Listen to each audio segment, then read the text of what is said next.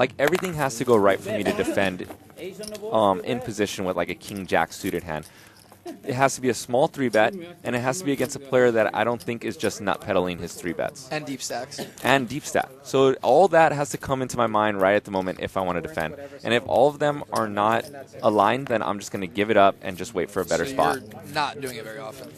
It depends. Like, I prefer 9-10 suited instead of king-jack I agree. suited. Because if you hit a king or a jack, and most people's 3-betting ranges are pretty tight, you're going to be dominated for the rest of the hand. Now, whereas you have 9-10 suited, there's probably not too many 9s or 10s when you hit a pair that you're going to be dominated. Exactly. I agree with you. I say that a lot. I like a hand that you're not dominated. If you have 6-7 suited, you're not going to be dominated if your hand hits the flop.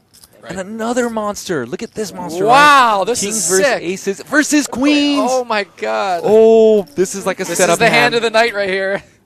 Okay, this so is it. And Courtney is going to lose her mind if she doesn't hit a queen Mr. here. Clean just limped his pocket aces. Oh, my God. So Mr. Clean limps. Greg makes it 110. Courtney 3-bets to 310. This is by far the best hand she's seen all night. She's been waiting patiently. And Mike just calls. So Mike just cold calls the 3-bet. And now what does Greg do? Greg might just shove here. He's definitely going to have to raise here. I mean, he can't just call. He can't just call, especially with Mike. Oh, my God. Mike set this up perfectly. He doesn't know it, but he set this up perfectly. 845. 845. So a really small Courtney's 4-bet. table talk. This is a really small 4-bet by Greg. I mean, he's obviously really strong. But what does Courtney do? Could she ever fold this hand after not playing a hand the whole night so far? Oh, no. Mr. Clean made it 845. Oh, okay. That makes more sense. And Greg shifts, and Courtney snap calls. Oh, my gosh. He said it. He just predicted it without even seeing the hands. Neil just said queens, kings, and aces without even seeing the hands. He knew it.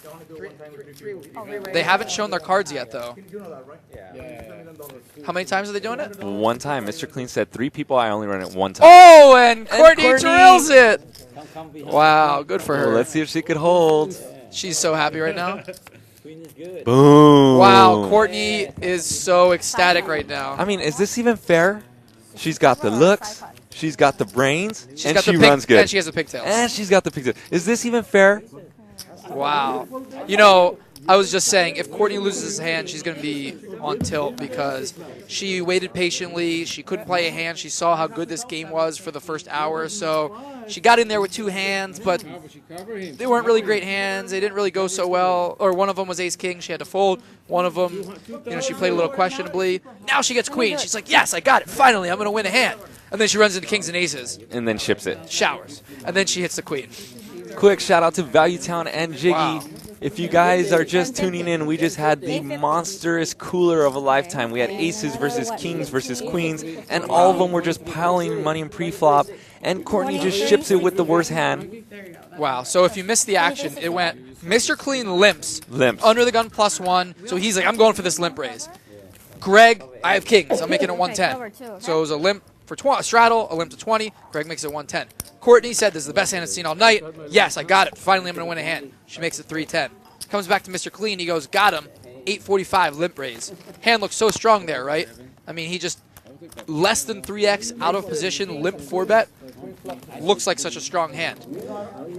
Greg says, I got kings. I'm all in. What am I going to do? At that action, though, if Courtney is kind of thinking straight and she's having a good session, things are going well, she knows these guys well, that's actually a perfect spot to fold queens, yes? Yes, of course. If I have She should be queens in her folding there. spot, I'm folding. Now, like Greg, you have not seen him get out of line But yet. you know when And Mike limp raises, But he looks so strong. And it's one thing to not, if you limp shove, maybe he could have anything, right? But he limp raised to 845 with like less than 2K back, and then the next guy reshoves. And it's not even a 3x out of position So 4-bet. it went 3-bet Courtney. Yeah, 4-bet. Limp 4-bet. Limp 4-bet by Mike. And then a 5-bet shove. And Greg does not care about the limp 4-bet. He's still shoving. So when someone is shoving despite a limp 4-bet, they're really strong. Mike's obviously really strong.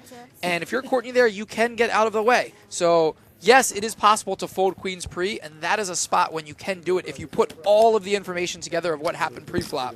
Courtney don't care. She's collecting all the chips. One person could get out of line there, but not two people. And but luckily for Courtney, poker is a game of luck, and sometimes you get lucky.